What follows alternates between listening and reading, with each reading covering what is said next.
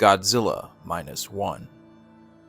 It's been about a month now since we got the teaser trailer that released for Godzilla Minus One, and subsequently a full view of this new Godzilla design.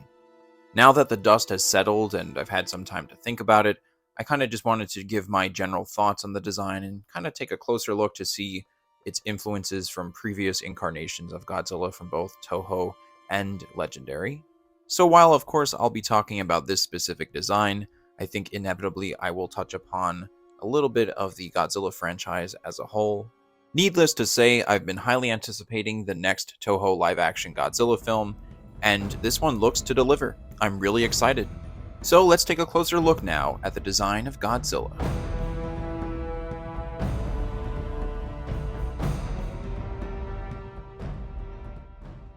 Now, while the teaser trailer only gave us a brief glimpse at Godzilla, after the release of the trailer we got a full look at the character's design with its CGI model, and then subsequently, toy announcements. For those who are unfamiliar, this design is actually an adaptation of the 2021 design of Godzilla from the Godzilla the Ride attraction in Japan, which was actually created by this new movie's director, Takashi Yamazaki.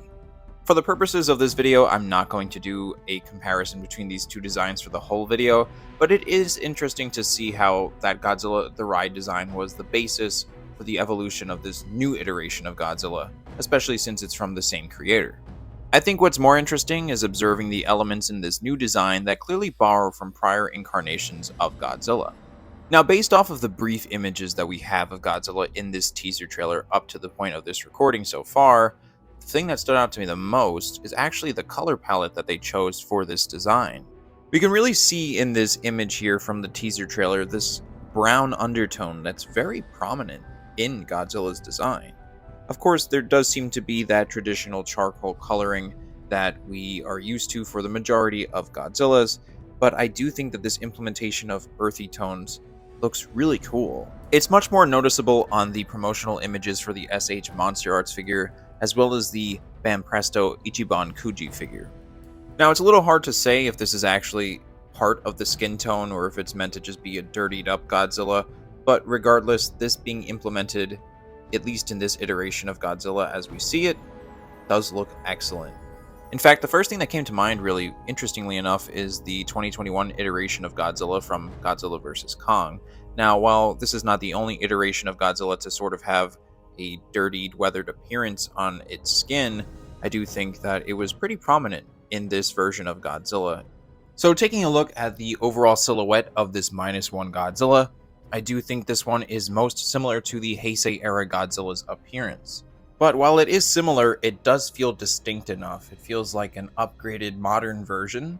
It's much more textured, or at least maybe the color scheme makes it seem more textured, which almost gives this one an armored appearance.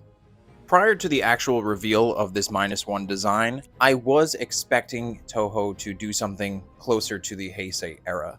I think that this sort of presents a larger discussion of the franchise as a whole. It was always going to be an interesting discussion about what a post-Shin Godzilla film would be.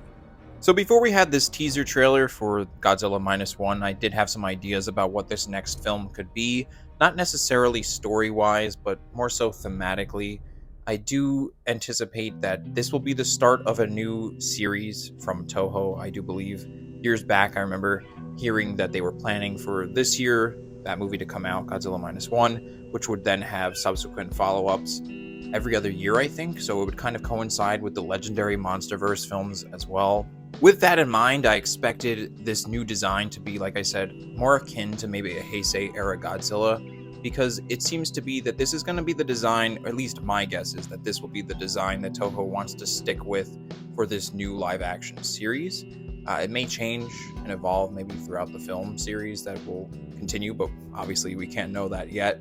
So this design is kind of something that I anticipated. Of course, I didn't know exactly what it would look like, but I expected that Toho is in a position where Shin was pretty experimental and definitely visually a departure from, I guess, all versions of Godzilla, very unique. But it is a very much back to its roots sort of design in a way, because that movie is very much a homage to the original. So I did expect that they would have to play it on the safer side in terms of the design for the new film. So while Shin was a sort of reimagining of the 1954 design, this -1 design I do think is a reimagining of the Heisei era Godzilla. Now, I do think that Toho is going to make a more action-oriented series with this new Godzilla reboot, and as such, the design needed to be something that was much more flexible and can move fast. We don't really get to see a lot of movement of Godzilla in the teaser trailer, but it does seem that it can move pretty quickly, and my theory is that this actually is not going to be a solo film. I think we're actually going to have a surprise versus movie. We might not even get any sort of announcements or anything in a subsequent final trailer before the release of the movie that will give away anything like that. But my feeling is that they are going to throw another monster into the mix, which I think is really exciting to say the least. But it seems that that will be the case just based on the design, because if they're making such a flexible, fast-moving Godzilla, I think to have another solo film would be a bit redundant, especially after Shin Godzilla. That's not to say I wouldn't want another solo film, but at this point, I would love to see live action versus movies again from Toho. I'd love to see redesigns of old kaiju, and I'd especially love to see new Toho kaiju. That's what I'm really expecting. I think the easy thing for them to do is, of course, maybe implement an existing kaiju, maybe Mechagodzilla, Mothra, Rodan, the five big ones that we're all used to. But, of course, at this point, it can be a little played out. They definitely need to do something to mix it up. So I wouldn't be surprised if there is another monster in this movie that it might be a Toho original design. Moving on to this closer image of Godzilla's head, you can definitely get a better sense of the shape of it. I put it side by side here with the 1991 design of Godzilla because I do think that it is kind of similar, especially the brow and snout area. It has that very angry, menacing look, though I could definitely see that there are maybe some elements of the Millennium design in the skin texture around the head. But if there's one element I think was definitely taken from the Millennium design, it has to be this big dorsal plate on the upper back of Godzilla. I've heard some people say that the dorsal plate is too big, and I've heard some people say also that it's too high up on Godzilla for the size that it is, but I do have an appreciation for things that are asymmetrical, and this is one of those things. I love that big dorsal on the Godzilla 1999 and 2000 design, and I love it here too. I think that decision to make that big dorsal plate a little bit higher up on Godzilla, while somewhat of a minute tweak to the overall design of Godzilla, does differentiate it from previous incarnations. As for the feet, they do look pretty chicken-like, and I know some people didn't really like that, but I do. It's nothing too crazy, it's not a radical departure, and it does seem to suit the overall new design. And of course, we couldn't finish off the overall look at this design without discussing the tail, but I guess rather anticlimactically, I don't have too much to say. It's kind of a regular length tail, which is honestly against the trend as of late. With Shin and Godzilla Ultima in particular, we've had some very long tails in the last couple of years of Godzilla content. So to see a more normal, proportional tail with a new design is kind of a surprise to me, but it's a welcome one. It looks cool. Judging by the different angles of this tail, I think we're going to get some nice tail swings in this movie. So these are my general thoughts on the design. Believe it or not, in the beginning, when we first got the glimpse of this new design in the teaser trailer, my reception was kind of lukewarm because I initially thought that they played it a little too safe, close to the Heisei design. But as time has gone on, and now up to the point of this recording, about a month after we've seen the teaser trailer, it's really grown on me. Of course, we haven't seen it in action yet, but I'm really excited to see how this film plays out, how this Godzilla is presented story-wise, thematically. He seems very ferocious and imposing, and I'm very excited, to say the least. Whether or not this will be the design that carries through this supposed new Toho live-action series is yet to be determined. Plus, we don't know if this will be an evolving Godzilla, because again, that seems to be another trend that they've been implementing since Shin. I do think that tonally, this will be more on the serious side, which is my preference in general. Just for movies, I like things that are much more serious. I do think that it would be a good counterbalance to the direction that the MonsterVerse has taken, because that's much more in-your-face, cartoony, and I guess you could say fantastical to an extent.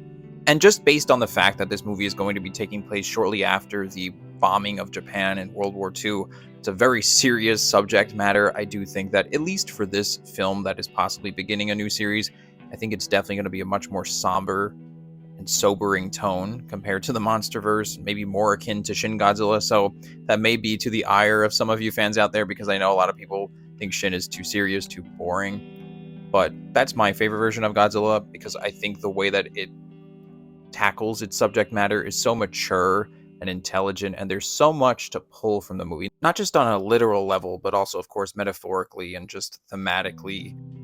And based off of just the style and tone that we get from this teaser trailer, it reminds me a lot of Shin. I think the cinematography is very clean looking, it's beautifully shot.